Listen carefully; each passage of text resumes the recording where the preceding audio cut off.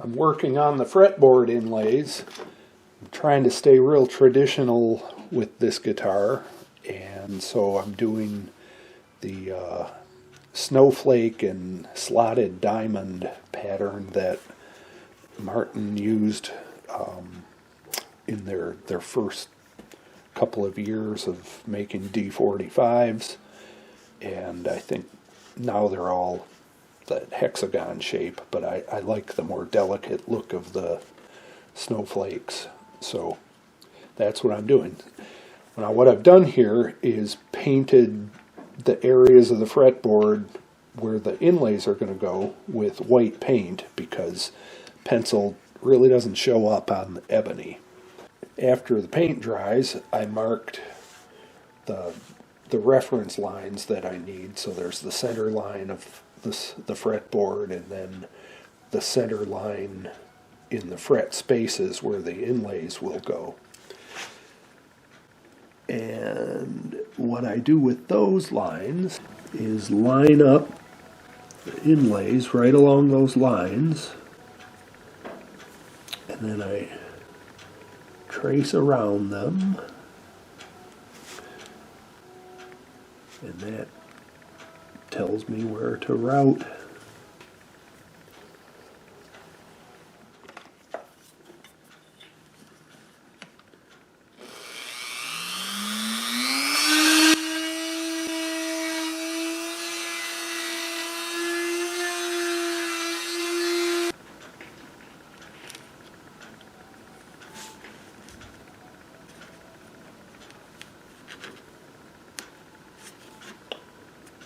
Okay, that one fits just right.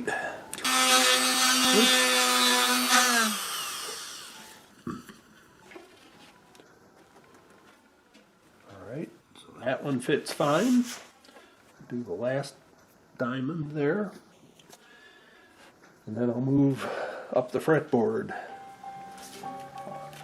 Now everything's routed. I've mixed up some epoxy that I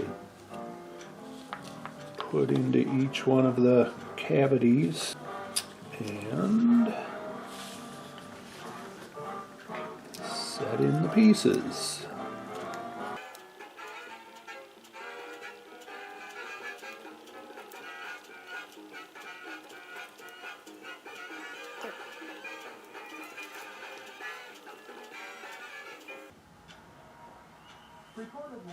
So I'll let that sit overnight and then sand it off, and if there are any gaps where I need more, I'll just mix up a little more epoxy and drip it in.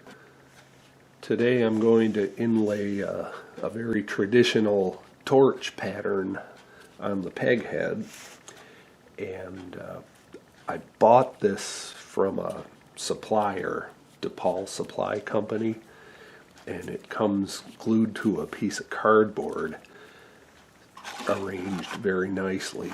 But the problem is when you take it off the cardboard, it likes to fall apart, because this is actually like 9 or 10 separate pieces of shell that are all nicely arranged together. And they recommend putting like clear tape over it and then cutting away all the tape that isn't touching any of the shell, but that never seems to work very well for me. The tape doesn't cut that nicely.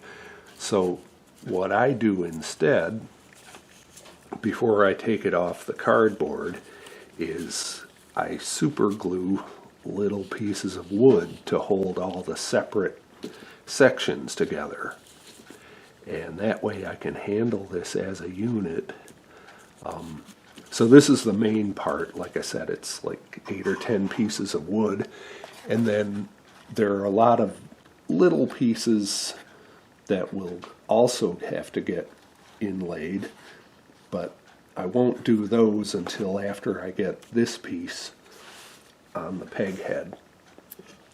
So what I've done on the peghead here is just painted the inlay area with some white tempera paint, and now I will lay out exactly where I want this torch to go and trace around all of the pieces and then start routing it out.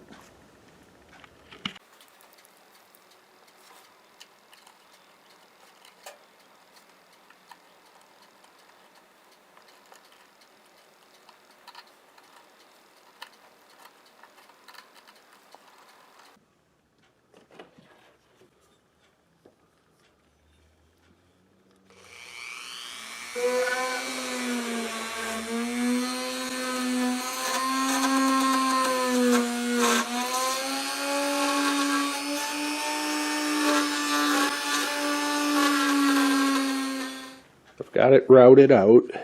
The inlay fits. There are some little gaps, like places where I took just a little too much wood away.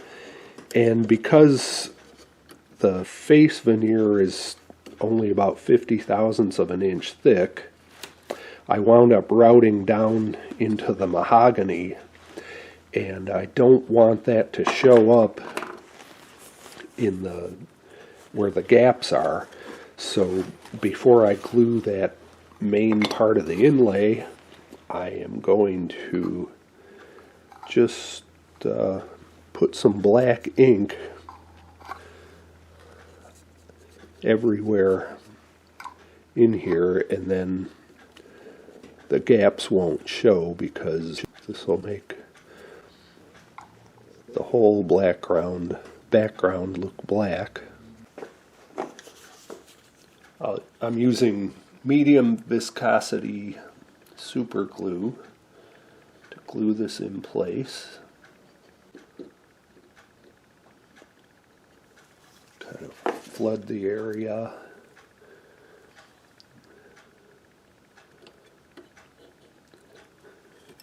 And then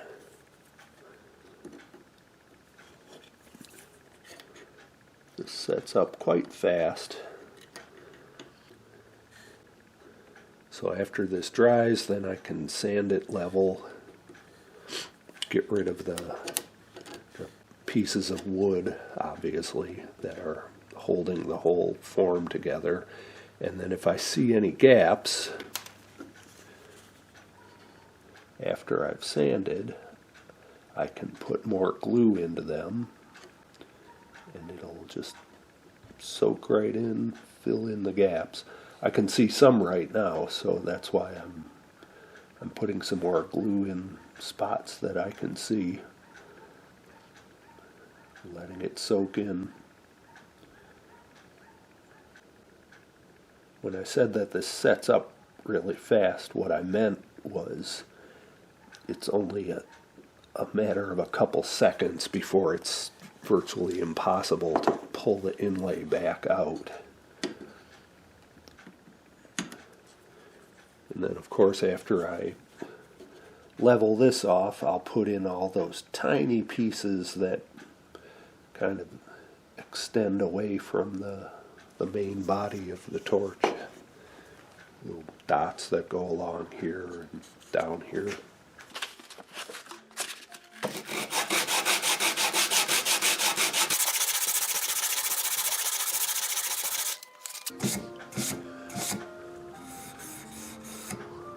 Okay, there are a couple little depressions where I need to fill with some glue, but that is good enough for now, and I can put in the little pieces that go on the border.